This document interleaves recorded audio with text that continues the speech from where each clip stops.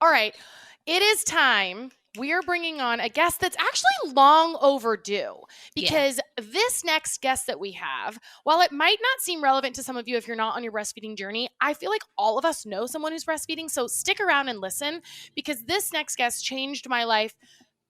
Mine and Mac's life 2.5 years ago. She's currently changing Colleen and Ellie's. And I do feel like it's sort of life changing because of that bonding that you get. And, of course, I'm talking about our breastfeeding guru, coach, all the things for the boobs and the babies, And her name is Trisha Lawson. So, Hi, Trisha. welcome. Hi, everyone. Welcome to the pod. I feel like Thank people know you. about you, but now they're going to get to meet you. That's awesome. Okay, so tell us, well, what should we say? Should we talk about anything about how we met? We didn't. Sure. It's kind of like whatever. You just strolled on into my DMs as a total Well, stranger. yes. Right? Yes. With Revy, though. With Revy being sick. That was what it was when Revy was Fevers. sick. Yes. It was right. Actually, it was like perfect timing because it was Revy was so sick with RSV. That's when I got so sick with RSV right before. I think because I had RSV and we were coughing so hard, I think is why my water broke. But you helped me dose the fever thing with Revy, appropriate dosage, because I guess it's a good introduction because you have worked in the healthcare field for lots of years and you have 4 kids? 4. Yes. 4 I've been a kids. nurse for 18 years. Yeah, I'm a registered nurse. 18 years this year. But oddly, I've always been in adult health. So I haven't been a pediatric nurse. But you putting all that information, critical thinking skills together and throw 4 kids into the mix and you know a thing or two, right? Yeah. Hell yeah. Yeah. So then you helped me with here's the proper dosage for Revy and her weight, instead of just going off of the box, right? And then it was like 2 weeks later I had Mac, or a week later I had Mac, and you were like, hey, also I do, if you're interested, I do know some things about breastfeeding. And I was very committed to a nursing journey with Mac. And pretty quickly there, I was desperate and I was videoing you pictures of my boob, like literally nipples out, like this is what he's doing and I don't know what to do. And you're like, okay, deep breaths. And then it was such an empowering experience for me. And I don't know that I would have been able to nurse Mac without you. And so now whenever someone I love has a baby, I'm like, if you're interested, you got to talk to Trish. And hence why Colleen and Trish are now And here we are. connected. Yeah. And actually with Mac, you had put out a question on one of your stories and said, I think he was maybe 2 weeks old and he seems to be refusing the breast. Is this a nursing strike? And I'm like, oh God, no. I'm trying to get into those DMs and answer. I'm like, you're going to get a lot of answers that I know aren't going to be right. So please listen. Yeah. And you did. Yeah. And then we kind of took it away from there. Yes. And went through a lot of stuff actually with him. A lot of things. And Yeah. what I realized was like the coolest was how much like you're not just like, oh, I've had 4 babies, and because that's kind of how you pitched yourself a little bit, was like, I've had 4 kids plus I'm my friend's go-to person. But you also are very research based. Like it's not just, oh, this was my experience. It's like, here's the facts and the studies and the science that and so that was really helpful. Absolutely. And that's nursing, right? Everything we do is evidence-based practice. So we always are looking for the evidence, the research, what's current to back what we're doing. And then experience comes in and helps that, right? Yeah. Yeah. 100%. Okay. So anyway, I nursed Mac for almost a year because of that. Yeah. You guys you and Call talk about your journey, Call. So I think it's awesome that you're on here, Trisha, because, before I had been, someone said to me, they're like, oh, there's going to be classes about labor and delivery, but take a class about postpartum, like what to do after the baby's there, and also about breastfeeding. So I took a short class and I was so glad I did, because once Ben was here, I was like, okay, this is natural, but also like, had I not taken that class, would I have put anything together? Like, whoa, this is way more than I thought. And then, but Ben and I got into a good groove, and then Ellie came along, and we were having some issues, and I talked a lot about that over on Patreon, so I won't rehash it all here. But Trisha came to the rescue, and it was like a couple of weeks of just trying to get on a good track, which we're on now. And I'm so glad you're here on the pod because, like Ashley said, there's a lot of people who are listening to this who are probably pregnant or new moms or maybe about to have another baby and want to commit, like want to figure out the whole breastfeeding thing, similar to Ashley. Like, hey, I'm committed to figuring this out. Or who have a friend that they could share this episode with. And I think there's a massive gap of knowledge, frankly, especially like in the US when it comes to supporting women who want to breastfeed. And so I'd love for you to share like your thoughts on that and what you think, like, what do you need to know if you're any of those people, right? Like, where do you think the major gaps are, and like kind of lay the foundation of like, why are you passionate about this? What do you wish people knew? And like, how do we help people who want this get off to a great start and a successful journey of their own? That's a big question. I just loaded. I was going to say, you're going to have to remind me on some of those. Yeah. So give us everything you know. Okay. Yeah. I'm never usually at a loss for words, which you two have both probably figured out working together. Okay. So basically what got me started was acknowledging that gap. I don't think the US and Canada are much different in terms of their lack of good support. So what I pitched, like I said, to Ashley is that I'm that go-to person. It's because people couldn't find people. The help wasn't available. So often people were coming to me asking questions, and it was like, wow, you heard these women's stories. And you're like, nope, that's probably not what happened. Nope, probably didn't get good info there. Like, and I was seeing time and time again, women who were not meeting their breastfeeding goals. And I've had people ask me, what do you mean by breastfeeding goals? And I'm like, well, people walk in and go, I want to nurse for a year. Oh, I'm just going to try it and whatever happens. Whatever you had set in your mind for an expectation, it wasn't being met. And I would say 9 times out of 10, there was regret for the women that came along with.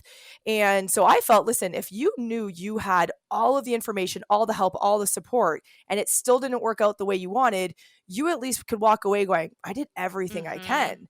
Not a year later meet me and feel slighted that you were missing information and that it could have been different, right?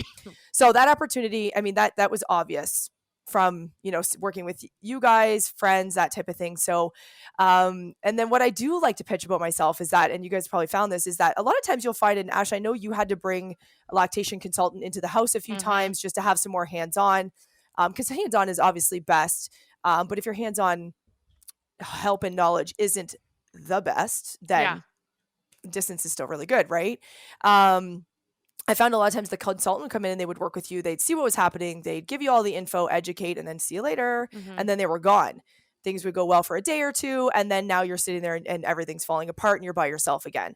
So what I wanted to offer women was almost like that best friend who knows a little bit about everything, that you can call and ask the questions and you feel comfortable and you can send your boobs across the internet and show them and it's all good, right? And so that was kind of the goal, is to be there and to support. So that's why you'll see when we work together, it's like, hey, Call, how's it going? What's happening? Tell me what you're doing. So it's like, I don't know what she said I should do next. Should I pump? Should I do this? So that's where that support is always there. So I can kind of walk you through, calm you down, tell you what the next step should be, and kind of go forward with that plan. Yeah, I just texted you the other day. I was like, hey, she's eating for this amount on each side. Good or bad? I don't know. Tell me. And it was awesome. And it's funny. A lot of times I will get questions and I'm like, that's a Google. But but here's the difference. And this is what I find. I don't realize it because I'm in my world, in my brain, right? Is that I can Google something because of my medical background and go, bad source. Yep. Okay, that's a good one. And I'm going to look at 4 others and they all have the same answer. Yeah. Okay, yep, this is what we're going to go with, because obviously I don't know everything. There's things that I'm going to have to go to. Many people will go to Google it and they are just overwhelmed by the answers, right? And they just, they don't know what to do. Right. Don't know which. That's a very good point, because I can Google it too. Anyone listening to this can Google it too, but you can't, I mean, it's a joke, right? Oh, anything you read on the internet, like you believe anything you read on the internet, but like it is true. I didn't know, because there's conflicting information. So what source do I trust? Which one do I not? And I would be like Googling, because when you're in these moments, it's frantic. I feel like it's frantic. And so it's like, I would shoot a text to you, but I'm also Googling and trying to figure it out. Like, it's like the fastest I can get the answer, right? Yeah. Yes. Yeah. But I would go and I'd search, and then you would say, okay, I went to this site and this is what I'm seeing. These are the studies that are cited. I'm like, okay, Here's, because Yeah. it's like, it can be so overwhelming and really Yep. scary in the moment. And again, people don't know how to identify good sources, good Mhm. research, this kind of thing. So to know you're getting good information is important. Some people end up on blogs. You're listening to what a bunch of moms said, which is valuable in itself, depending on the situation, right? So that's where the gap is, which I identified and said, okay, well, let's fill this gap and let's support women and try to get them through. So that's where, when you hear the term lactation consultant, and yet I'm kind of turning it and saying, oh, breastfeeding coach, is because it is more of a coaching. I'm trying to coach you and empower you to have the knowledge, the skill, the ability to understand breastfeeding, what's happening, why do we do certain things, rather than just be following rules. When you understand, then I can kind of take you as a little bird and toss you out of the nest and be like, hey, fly. I'll see you if anything comes up, right? So is that empowerment that women feel like they understand, they know what's going on. And I know, Ash, you've mentioned that a lot of times, that you felt empowered in your journey and kind of making decisions as you went. Yes. Well, and I think I was empowered because I was so committed with Mac, and John saw the struggle, and there were so many times that he was like, why are you doing this to yourself? Like, let's just do formula. It's not a problem. And I had to say to him, because I had the power, whereas with Rev, I wish I would have known you with Rev, because I think it would have been a different experience.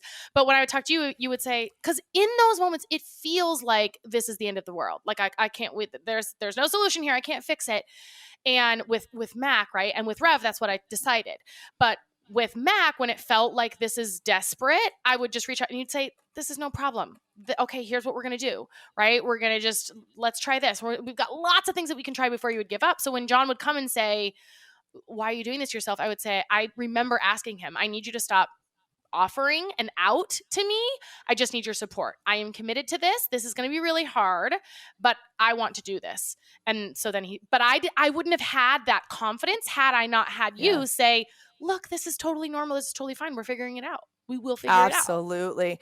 Okay. I did DM you about Rev, but that's okay. I probably missed it. I didn't. That was when my yet. DMs were crazy. I hadn't snuck past the request section. You hadn't snuck past. No, here we are though. I'm still convinced Rev probably had a tongue tie. So we'll discuss that one day. She could have. Okay, but that's a good point. So the whole quitting idea. Tip number 1, don't ever quit at night. Just commit to never quitting at night. Okay, because night times call, Oh yeah. they're usually the roughest, right? So when things are frustrating and tough, that is the moment you say, okay, no matter how bad I want to quit breastfeeding, we're not going to make this decision at night, because it's probably not one that I really want to follow through with, right? Yes. And then on your point where you had to say to John, hey, just listen, like back me up here. So something I like to talk with my clients about is my role as your coach. So I'm here to cheerlead, to continue to push you to do all those things, but you are the driver. So when it comes to the point where you're like, hey, we're switching routes now, I need you to encourage me that it actually is okay to be done, because I can't handle it anymore for whatever reason. That's super important. So having that conversation with your spouse, with your lactation consultant, whoever is your support system. I give an example. My best friend decided to do marathons one year. So she decides she's going to start running and she's practicing, and there's this whole schedule that you have to follow. And there would come points where she's like, I don't want to do this. Like, I don't want to go and practice and I don't want to do it. And I was like, go do it, because this is your goal. Stop, get up, move. And that was the push she needed. There came a point in her journey to marathons where it was causing serious anxiety and it was bad. Like, it wasn't good. So that's a difference, right? That's where I go, okay, what are we doing? This isn't bringing you joy. This isn't so you got to decide when to switch, right? So that's super important, is to identify that and know that I can be a breastfeeding coach all day long. At the end of the day, is to help you reach your goals. And if that means we have to switch gears and move on to formula or other options, that's what we're going to do. And that's what I'm going to support you to do. I love that. And like putting the health of the mom, right? Like, absolutely. Because at the end, yes. And at the end of the day, you know what? Obviously, the whole journey is amazing. And I want them to leave with as little regret as possible. But you're going to probably have more regret that you missed out on the smiles, the snuggles, all the joy, not just the breastfeeding, right? So to balance those things is super important. Yeah. I love that. I wish I could we need to make that in and of itself like a reel on Instagram for so many people to see, of like, release that part. If any of you listening to this are carrying that, like, be gentle with yourself. All right. So be gentle with yourself, but also I do think I do regret not being able to push through with Rev because I know how special the experience was. And I feel like it's pretty common now that fed is best. And I also subscribe to that message. And, at the time I couldn't have done anything different with Rev, but had I had someone holding my hand through it, especially as a first-time parent, like with Cole, Ben, you're a first-time parent and you guys had a good breastfeeding journey, but I did not as a first-time parent. And so it was all very overwhelming. But I feel like I really struggled bonding with Revy. I mean, I had a traumatic birth and all of that. So I think, Trish, I also know you agree fed is best, right? Like, let's take care of the mom. But like, if it's hard, that doesn't mean it's not in the cards for you. Like, you can absolutely still do it, persist. Yes. And so one of the big things, because Call threw me 18 questions, so we're going to bounce around, Yeah. was some of the things to expect is that it may be hard. And fed, so I 100% believe I agree with the fed is best terminology. Where I will struggle is where fed is best becomes a quick escape to some of the difficulties. And you will see fed is best come through some of your companies that are going to be more formula based and stuff like that. So I'm always looking, what's in the best interest of mom and her goals and her journey and this baby? And when you weigh all those things out, but just like many things in our world right now, we like quick escapes. I mean, you guys, we want something and we wanted it from Amazon yesterday. We're just, that's how we are. So I tell a lot of women, when you come into this, it might be hard, but good things come to those who work hard. I mean, if you thought building your business was going to be easy, the first hard thing came along, you would have jumped ship. You wouldn't be sitting where you are right now. So it's that delicate balance to know when, it's hard and we're going to push through and we got to plan and we're going to do these things until you're tipping the scale to where this is miserable. You're not enjoying your child. Like, there's that balance, right? And obviously when you do have someone to support you that can give you good information, that knowledge, that support, those pep talks, it can make that a lot easier, right? Yeah. So expect it to be hard, but that's okay. But it's worth it. I also think that one of the reasons that a lot of moms, and we might have differing opinions on this, but I think one of the reasons that a lot of moms quit is because it's painful.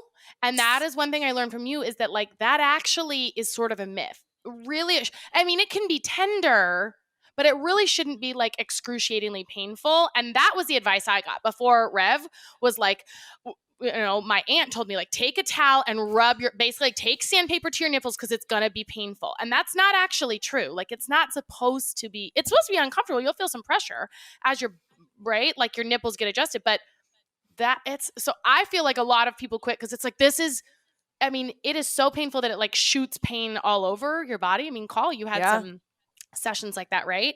But that's not really normal, or it's not like, it doesn't have to be painful. It's common. Yes. But it's not a normal finding that you should have in a good breastfeeding relationship with a baby. That's a clear indication something's wrong, right? So, and I can see you don't have help and you're going through every feeding session every 2 hours is excruciating. Of course you're going to quit. I mean, who wouldn't, right? And again, so this isn't to pitch myself. This is how you should will be most pitching successful. yourself. It is to pitch herself, folks. True. However, it isn't just about me. This is for your success.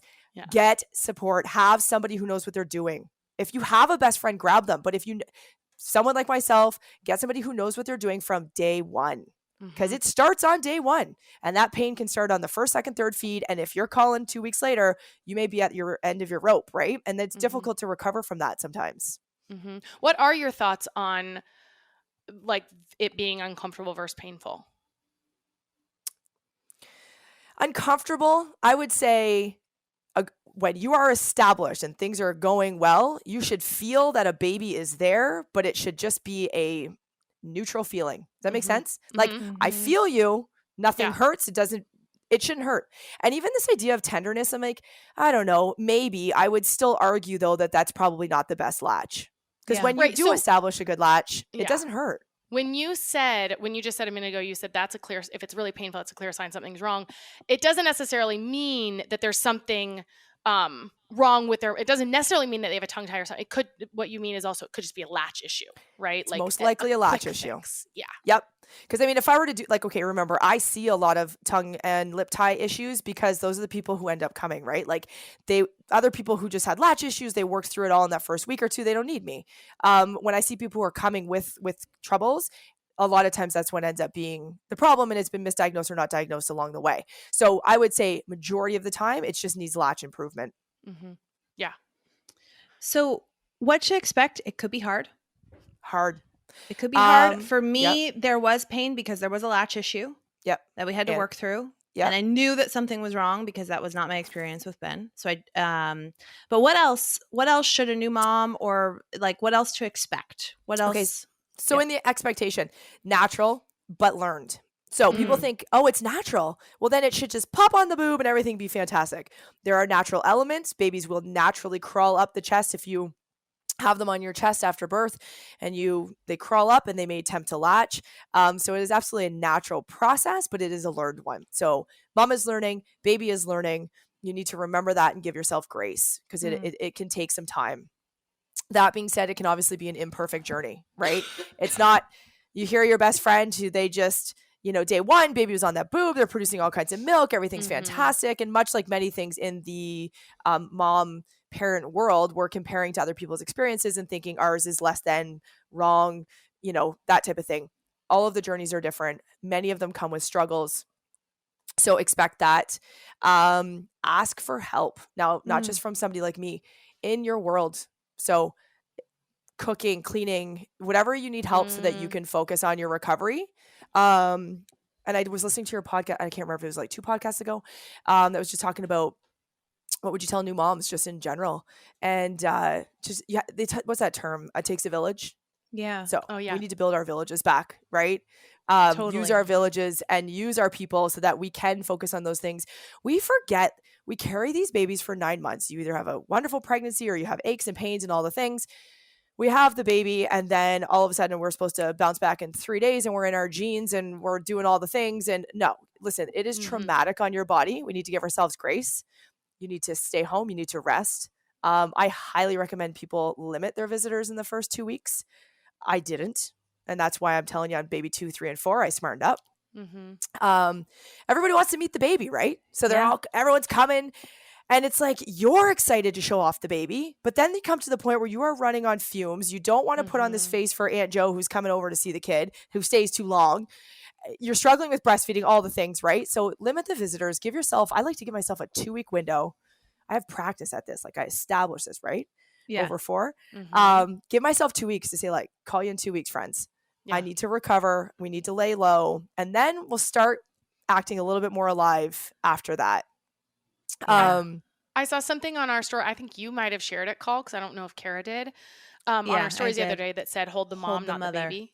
I saw that. Yeah. Yeah. That was an awesome post with some good tips. And that was what you just laid out, Trisha, was with Ben. It was like, I invited everyone I knew over the first 3 weeks. And this time around, it was like, actually, I just need this time. Yep. And it was a big difference for my mental health. I feel like there were more points you were going to make. So this is like awesome stuff. More points. Expect a sleepy baby. So not, surprising if baby sleeps, and hard to get the wake to eat. But when you get them on there, you're sometimes juggling. Baby won't open their mouth. Baby's falling asleep. I can't get them to eat, this type of thing. Depends on how labor went, what drugs, their epidural, that type of thing do baby get.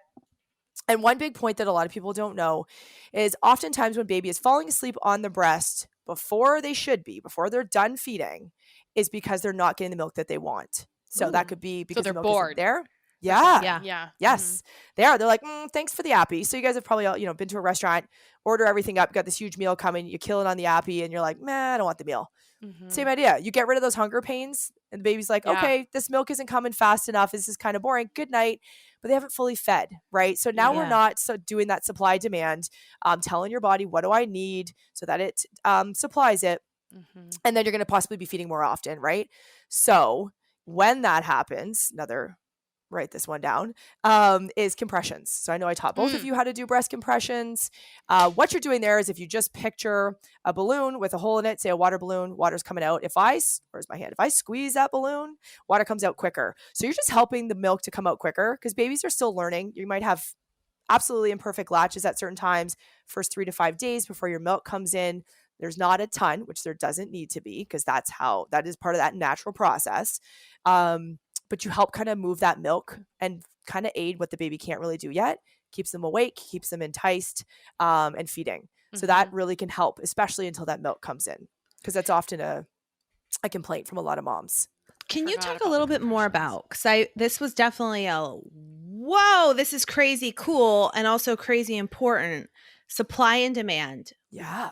Can you talk more about that and share, Yeah. like, from the basics, what does that mean? Because this is a big Okay, thing. so question that when you say it that way, was that a new learning point for you on baby number 2?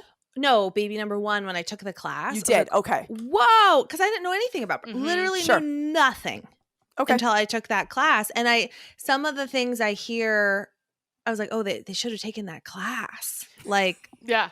you know, like Yeah. what that all means and how critical I think that is for like understanding the foundation For of sure. what we're doing when we breastfeed. Okay. Yeah. On that note of classes, you definitely find something. And I do education as some of my packages. I like to focus on the specifics of what you really need to know, because sometimes these classes are so big in their information and you have nothing to apply it to yet. So it's kind of like, yeah, in one ear, out the other. Then once I do the education, then when the baby comes, I'm reiterating all the same things I went over with you. So you're now like, I can apply that now. So it's super helpful. Okay, so supply demand. In the first few weeks, the baby, the milk comes in hormonally. So that means your body doesn't know if you're having a 10-pounder or a 6-pounder. So it just produces. So you're going to have an abundance of milk. So this is where you may find, and this is another huge reason to have somebody work with you, is that babies who are having struggles with latch and or ties in their mouth may not get discovered until 6 weeks, 8 weeks out, when that milk supply switches from hormonal to supply demand, because there's an excess of milk. Baby doesn't have to work super hard for it. And then when it switches and it's kind of more up to them to take the milk, but they can't, it rears its ugly head. We're discovering tongue ties, poor latch, that type of thing. And then we have some big hurdles to overcome. So beginning is a little bit more hormonal, lots of extra milk there. But what your body works on is supply demand. So demand is what you pull from your body. So what milk is taken from your body, whether that be from baby or from pumping, and your body responds with that amount of supply. So if baby takes 2 ounces, and of course, when they're breastfeeding, we don't really know, but people like to hear numbers. So take 2 ounces, your body goes, oh, baby's eating 2 ounces. Let me supply that. It makes 2 ounces. Okay. So cool. I think that's so cool. It's so cool. The more often you do it, right? So if I say, oh, well, my milk supply seems low, feed more often or pump. The supply demand doesn't care if it's a pump or not. It is the removal of the milk, then it responds with the supply, right? So the more often you feed, if every 2 hours you're pulling 2 ounces, then your body replaces it, however many ounces that ends up being in the day. So that's how the body responds, right? So that comes into play with a lot of things when you're like, oh, well, we're kind of struggling. Baby didn't want to feed this feed. What do I do? I'm saying, well, you need to pretend we have a baby eating, because otherwise your body doesn't think you need it. So go pump. That's your demand. You get the supply, right? Yep. Does that sum it up pretty good? Yeah. It's like placing a food order at a restaurant. Yeah. Yeah. I mean, that's right. And there was also, there was a time where I wanted to make it to a year. Mac and I only made it 11 months. I wanted to make it to a year, and I reached out to you. And I hadn't reached out to you probably in a little while, because we had a great, routine, nursing journey. And I was like, oh my God, did I do this? Because I had started fasting a little bit. And you're like, you were like, it's probably not fasting. Like, it's not that big of a deal. But also, if you wanted to, bring him back to the boob more often, like get that demand back up. And I, at that point, was like, I don't know if I'm that committed, right? I don't want him on every 2 hours again. But you can always do this. Like the supply and demand thing is like always there, which is cool. So, because sometimes you'll hear, I feel like moms say like, oh, I wasn't producing enough. And maybe that is a reality, because I think that for some moms, but it's pretty rare, right? That they're moms you remember. Can't actually. Good job. Yeah, it is rare. It is a thing. But it is rare. So I would question when moms tell me, my first baby, this is what happened. I would question some other things. Was baby actually taking the milk properly? So was that the struggle? Because if that's why we say in the first first 2 weeks to a month, you're committed. You have to be feeding that baby, because that's where your body is learning. Okay, we need this amount of milk. Oh, we got a 10-pounder and they want to eat this much every so often. If baby can't latch, tongue ties, whatever the situation may be, and it only takes an ounce, well, that's what your body thinks it needs, right? So baby seems hungry. Because remember with Mac, you were actually bottle feeding at the time. Yeah. when you reached out, because there was, I don't know, and I think I need to supplement. And so there was all of that happening. So your body's going, well, you only wanted an ounce, and yet you're giving him an ounce out of a bottle. So he actually wanted 2. We want to train your body into producing that too. And right? I think you told me, because the front milk, especially in the morning feed, but the front milk is watery and more hydrating for them. And then the hind milk is more fatty and satiating. And a lot of times I feel like Mac he'd get like the hydration milk, like the easy to come out of your boob milk, but then wouldn't suck around and wait for the fatty milk. So then he was also getting hungry more and like actually needed, then that's when we would give him the formula, because he would become impatient. And that was another thing that I feel like you were like, no, make this kid work. Like, he needs to learn that he can work to suck the milk out, Well, and then later finding out he had issues with his tongue, right? It makes sense. So when you have letdowns are, we have a letdown, which the milk is almost up in stores and it's stimulated when the baby sucks on the nipple. It literally lets the milk down. Some people might feel it. You get like a tingly sensation. You may just feel your breast becomes harder, or you'll see babies start going gulp, gulp, gulp, gulp, gulp. That's when they're getting that milk let down. So babies who have poor latch, oral ties, they may take that milk because it's like riding that wave, easy peasy. Then when that slows and it's more up to them to be doing a really efficient suck, they can't, they quit. They're like, no, I'm done. And unknowingly, parents go, oh, well, he just feeds really quickly. I'm like, right. A newborn doesn't feed in 5 minutes, right? So, Call, do you want to say something? Because otherwise I have another point. You just look like you have something to say. No, okay. I'm hearing it. Okay. I'm hearing it. The other huge thing that I teach, which I don't even know how it took me till my 4th baby to learn this on my own. And Dr. Jack Newman, Ashley, I talked about him a lot, is one of my biggest go-tos for information. He's oddly enough Canadian, like myself, lives in Toronto, 4 hours from where I'm at. He's an old guy, so I don't know how an old pediatrician male ended up being the breastfeeding guru, but he is. And he's fantastic. So one of the things he teaches, which I rarely see this, is knowing what your baby is doing at the breast. So what you're going to get told, and I guarantee this, somebody who did not get told this, I email these guys and let me know, because it's not going to happen. Everyone gets told, put the baby to breast for 20 minutes each side. Is that what you guys got told in hospital? I don't remember that. 20 minutes each side. That's it. That's what we're going to do. Okay. Well, what is baby doing during that time for 20 minutes? They might be suckling. They might be chilling. They might be doing a whole lot of nothing. But we're going, okay, well, he spent 20 minutes and then we switch him over. So what I teach is to look and see, and I taught you this, Colleen, swallowing versus sucking. So you'll be able to identify that baby's swallowing. So you'll be able to see in their little jaw, they drop their jaw down a little further. It pauses for a split second. That's a swallow. That means they had milk. If they're just sucking and you see this little wave in the side of their chin, they're not getting milk. So when you can look and see, my baby was on there for 15 to 20 minutes, they were doing tons of swallowing. That means they got lots of milk.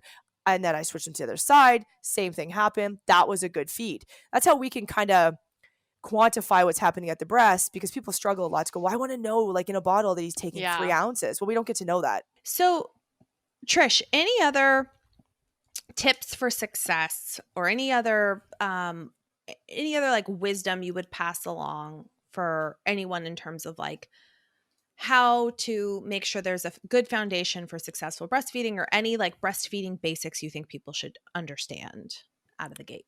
Okay. Another big one, skin to skin. Spend lots of time. The minute they give you that baby, skin to skin. So believe it or not, skin to skin actually helps to regulate the baby's breathing, their temperature after labor and delivery, their blood sugars.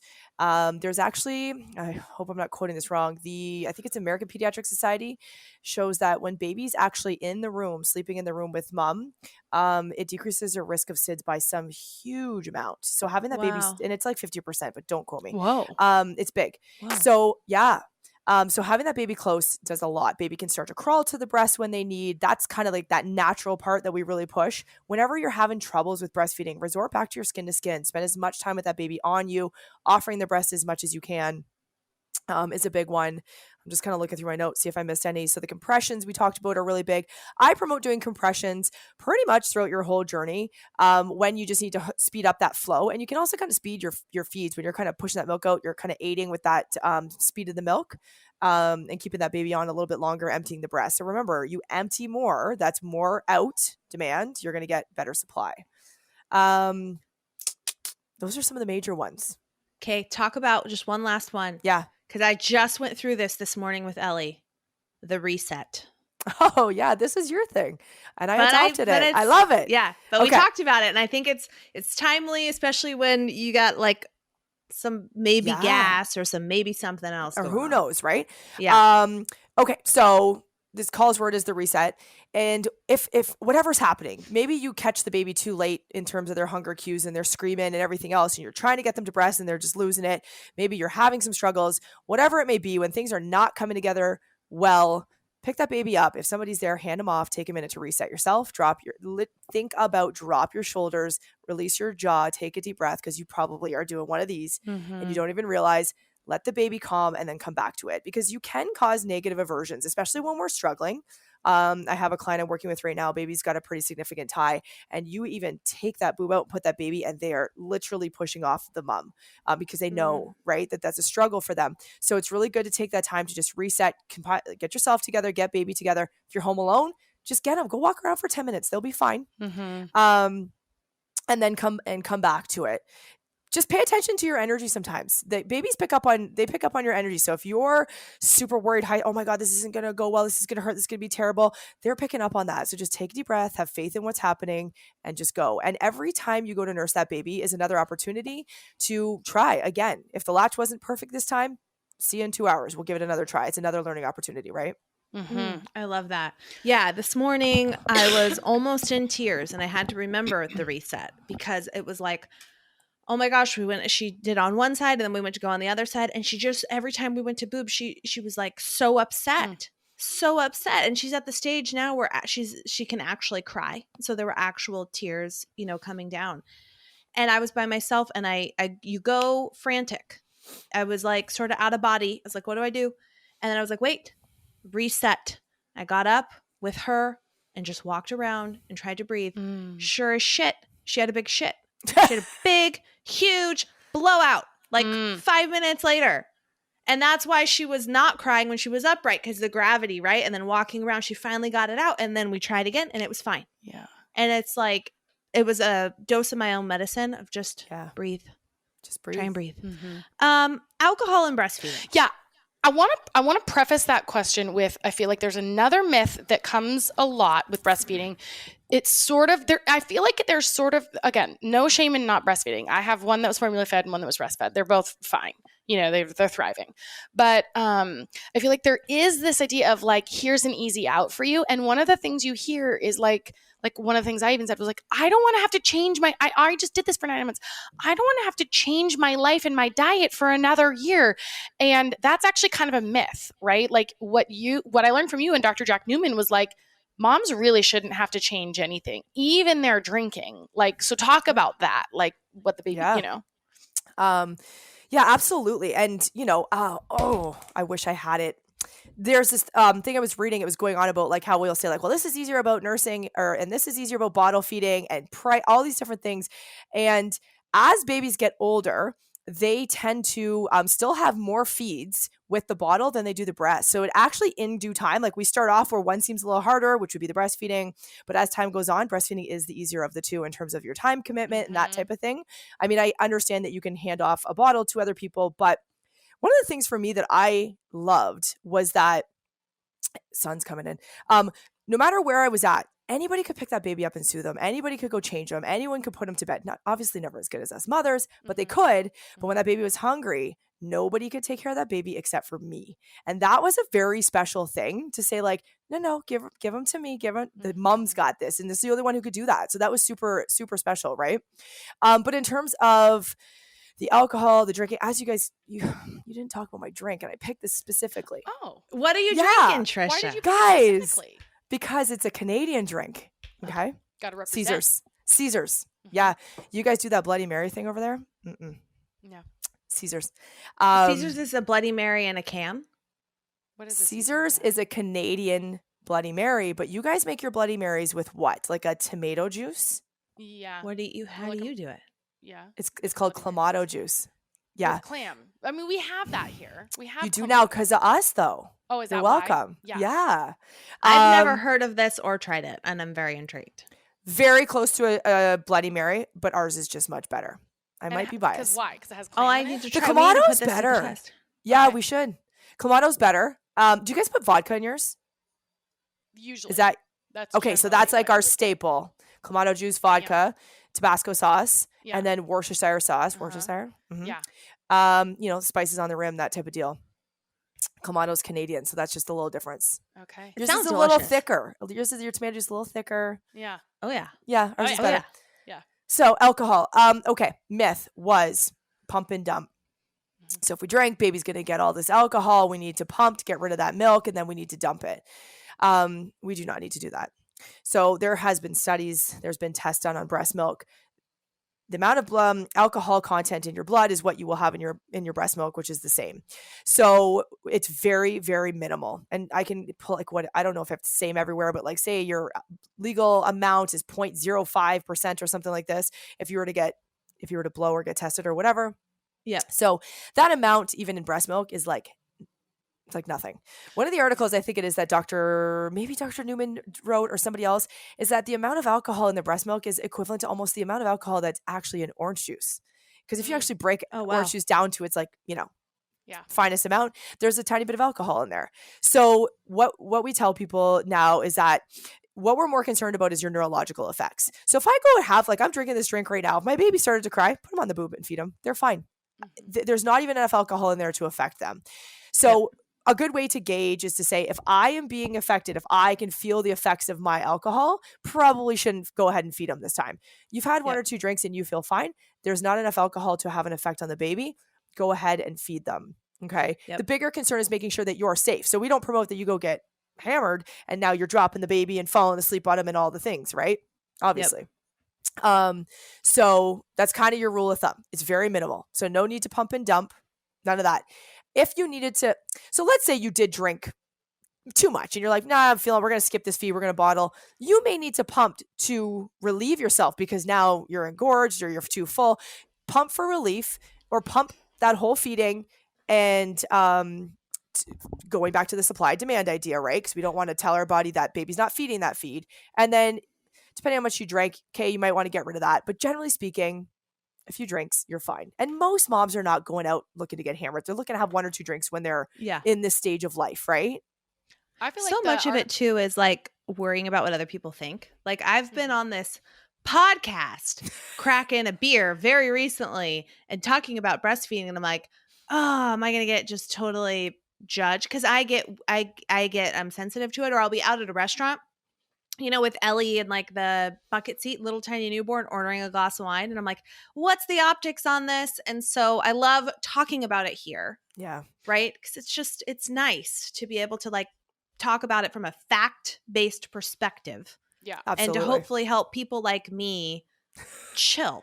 And have your drink. When I read the article from Dr. Newman, it was even more free. You could even have a buzz and feed, basically. He was like, it is about the safety of the child. It's not about what's in your milk. It's can you hold them safely, care for them safely, right? And to your point about if your blood alcohol level is 0.05 or 0.08, that is what's in the milk, which is what is in the US considered a non-alcoholic beer or a non-alcoholic is 0.05 or something. Yep. So that's essentially non-alcoholic breast milk, even if there's 0.0, right? So it's it's just really science-based, fascinating to know, so we can lose the shame on ourselves and also not use that as a reason to say, well, I guess I'm not going to breastfeed because it's too much of a lifestyle change for me.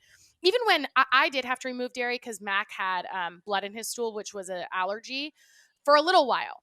But even talking to you was it's not really, it's something that pediatricians say a lot is change the way that you're eating because that's affecting baby. That's also kind of a myth.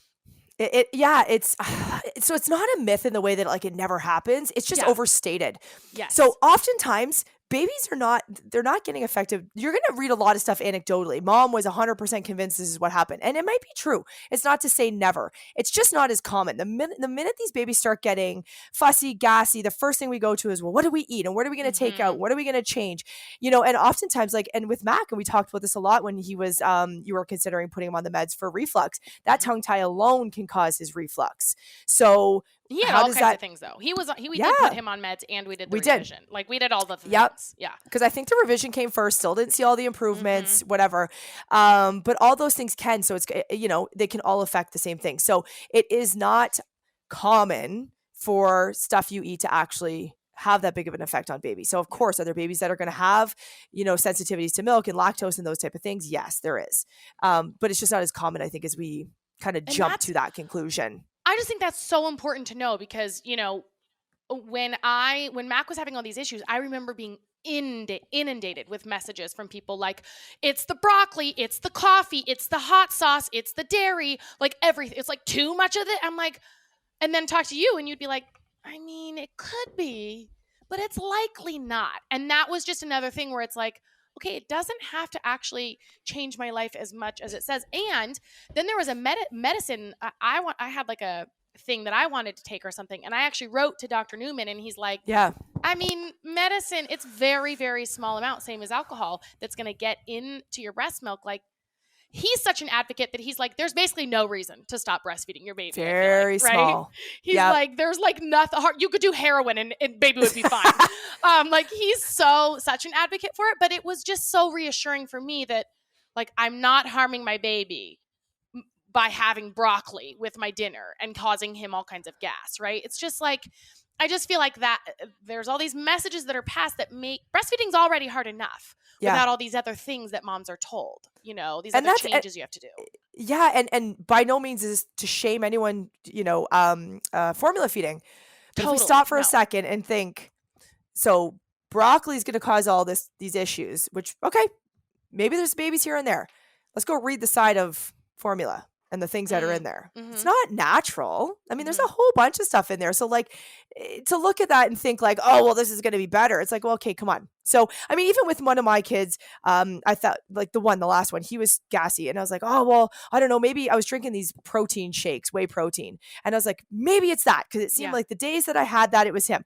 Well, it was real easy for me to cut that out and it's a protein shake, who cares, and see what happens. It doesn't take you long. How often, if you see that every single time you eat broccoli, well, okay, that's pretty decent data. Like, go with it. But just relax. Like, it's like you ate broccoli once, baby's gassy once, and everyone's jumping to conclusions. One major point I want to make, this is advice I give to all moms, not just for breastfeeding. The minute you think you have your baby figured out, they are going to change on you. So, you think you got them figured out. I spent the whole first year of my first baby just reading. Was it sleep? Was it breastfeeding? It didn't matter what it was. I was reading constantly. It's all I ever do. And I'm like, hey, listen, I thought it's like, oh, well, they were sleeping like this. And all of a sudden they changed for 2 nights. And now I'm researching. What is it that's causing it? Chill out. They're going to change. They're always going to change. You're going to think you know their routine and then they change it on you. And as you're freaking out about those 2-3 days where they didn't sleep well, they flip back to where they were.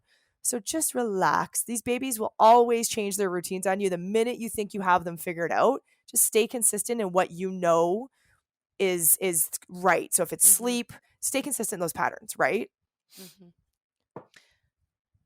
That's the alcohol. Oh, wait. We're good on that? I can't hear Colleen. Can you hear Colleen? Speaking of things changing. There she is. I'm back. I had to take my volume off and I'm back. Speaking of things changing, a lot of moms, especially in the US, have to go back to work in an obscenely short amount of time. Yes. And then they're going from being with their baby a lot to being with their baby in the midst of also having to work. So they're mixing in like other, daycare or other people giving baby bottles. Any tips or advice for moms going to work and juggling that with bottles and also trying to continue breastfeeding? Sure. So this is a big one, so I'll keep it short because it is something that would be somewhat of an individualized plan that you would want to do with someone to looking to how their transition looks. What I would say, because I've obviously worked with a lot of American moms that came through your following, Ash. And so what I'll say to them is, are you going back to work? And they say, yes. I said, okay, give it the first month to not even concern yourself with that. I find that if we can get through that first 2 weeks to a month, we probably should be smooth sailing if there's not any major issues. It kind of gives you that time to establish things. So when moms come in going, well, I got to go back to work, and they're on like 5 days, your baby's 5 days old, and they're trying to figure out a pumping schedule and they don't even know how to nurse yet. It actually, through the research, has shown that it is a major reason why moms quit breastfeeding is because you have just put way too much on yourself. So let it go for that first month. Just learn to establish your breastfeeding, recover, enjoy your baby, and then let's talk about it then. So once you get to that point, what some moms will like to do, they want to build up a stash. So they kind of have some extra milk in the freezer sitting there. So, they're not just counting on the previous day's pumping session to feed the next day. So we can sit down and kind of talk about, okay, well, where can we add in some pumping sessions throughout your day to kind of get you a few ounces and start building that up. So you'll want to start building a bit of a stash that way leading up into your transition back to work. And then when you go back to work, depends on what you want to do. Are you going to try to do exclusively breast milk? Are you going to have enough? And it all comes back to that supply demand.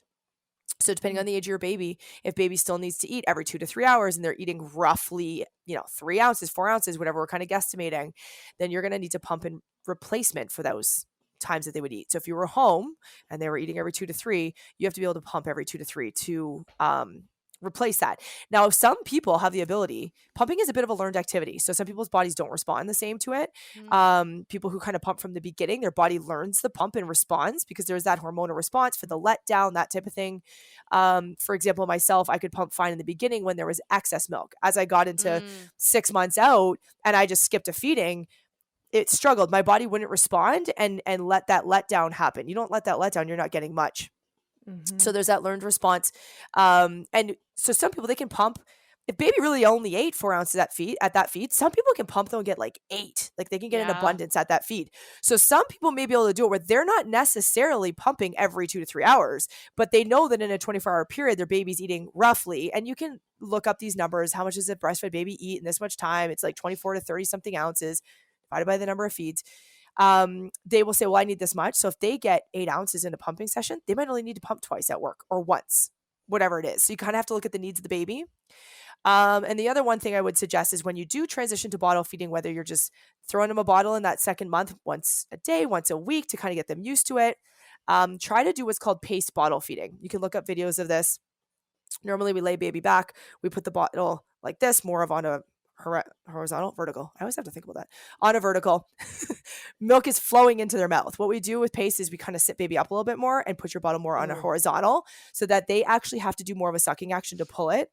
And that more mimics what's happening at the breast. So you're getting more of a complementary versus a competing method, just so that it doesn't start to be a situation where baby's like, well, that's real easy and forget mom kind of thing. Yeah, like the flow over here better. Yes. Yeah.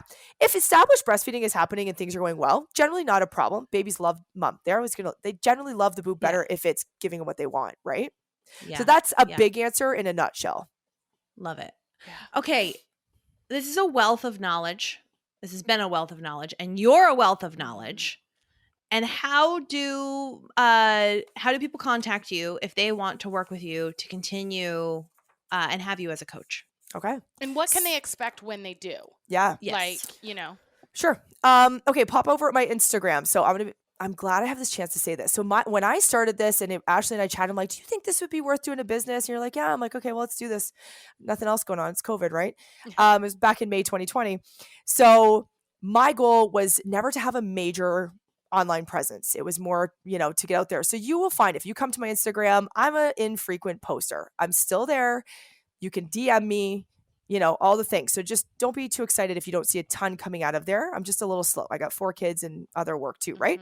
But the Instagram is Trisha, Trisha. Yep, S-H-A. I was just thinking my name's Trish. I was going to forget the A. Trisha.Lawson, Lawson 81. So that's Instagram. And then my website is just my name, www.trishalawson.com. So you can go over to Instagram. Most of the posts that you're going to see there are the major hit items. That's where I also struggle. I like to post things that are of value. And I'm like, well, I've hit a lot of the big ones. So you can go on there and get a ton of the info that we talked about today. DM me if you have questions. Pop over to my website. You can take a look, a little bit more of my bio, who I am, what I'm all about. My kids are way younger in that picture, but that's all we got. And then take a look at the packages. So on there, what I have is 2 major packages. One is basic. So that's what most people need. We'll do, online, or if you're in my area, we would do in-person feed. And then we will do 2 weeks of text, phone, email, whatever suits you best support. So going back and forth and figuring things out. If that package doesn't work out with you, we can just add on from there. You want another visit? Okay, we'll just add that on. Then there's the bigger package. It's the newborn breastfeeding package. That one includes 2 visits, or, online or in person, a month's worth of support, and also the personal education where we just go back one-to-one and teach you all the things that you need to know there. I will tell you that I won't leave you high and dry. I stick around until you are successful, whether it says 2 weeks. Of course I need to keep boundaries, but I want to see you successful. I'm not here to make millions. I want to see women do well. And I think the biggest thing that you can see when you work with me is that it's not just a consultation. I'm not just there, give me my 2 cents, give a little plan, and then take off. So we get to work together. I always joke that I'm kind of like that, I'll be like your best friend, but not like hand that rocks the cradle that steals your baby, since we don't really know each other that well. But that's kind of the relationship I like to develop with my clients, that you're comfortable, you're vulnerable, you're showing me a lot. I ask you about your mental health. We discuss how you are doing. It's not just about that. And then I'm always here for questions. Just people, you can ask me anything about babies, and if I have an answer for you, I'll give it to you. Right? Yeah. I love it. You've been a resource for me for way more. I mean, Mhm. breastfeeding was the primary thing, but Yep. even still, things are going on, and you'll message me like, "Oh, try this or do this or look into that, research this." You helped a lot when Callan was really sick. Yeah. Yeah, you've just been an immense resource. Are they for still us. nursing? She is weaning right now. That's amazing. They made it. He just turned a year, so That's she's trying. amazing. They have 1 feed a day or something like that. That's but- great. Mhm. That was a Yeah. tough one. They It's a were tough one. tough. Yeah. Yeah. That worked out though. Yeah. I'm so I don't know if I'll ever breastfeed again because my tubes are tied. I'm not supposed to have another baby. Who knows if that's gonna happen? But I'm still so passionate about this because of what an experience it was for me, and that if you want to do it as a mom, there is a way, and There is a way. having you in my corner for the whole thing. As I mentioned, Mac had all kinds of issues, and I don't know if I would have made it without you.